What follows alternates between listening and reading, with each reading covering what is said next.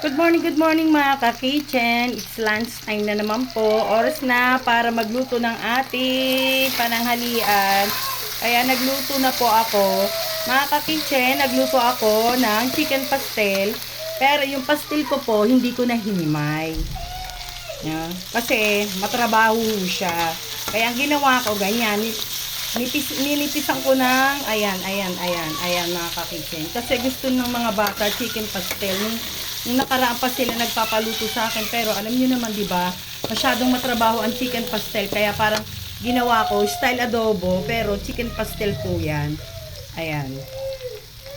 Ayan, medyo madilim ang aking kusina. Ayan ang ulam ng mga anak ko. Ito naman yung sa akin, mga ka-kitchen. Syempre, pag nagkakaedad na, ganyan ang gusto. Mga ka-kitchen, bumili ako ng malaking galunggong. Pinahiwa ko sa tatlo. Tapos nilagyan ko ng kamatis, sibuyas. Tsaka, syempre, dahon ng malunggay galing sa kapitbahay. Ayan ang ulam ko, mga ka-kitchen. Ayan ang ulam ko. Kayo mga ka-kitchen, anong ulam nyo? Anong nilutong ulam para sa pananghalian? Ayan, mga ka-kitchen, nagmamantika na siya. Masarap yan, mga ka-kitchen. Ayan. Ito rin mga ka-kitchen, kung naaamoy nyo lang, napakasarap, napakabango. Simpleng luto lang pero alam nyo talagang masarap.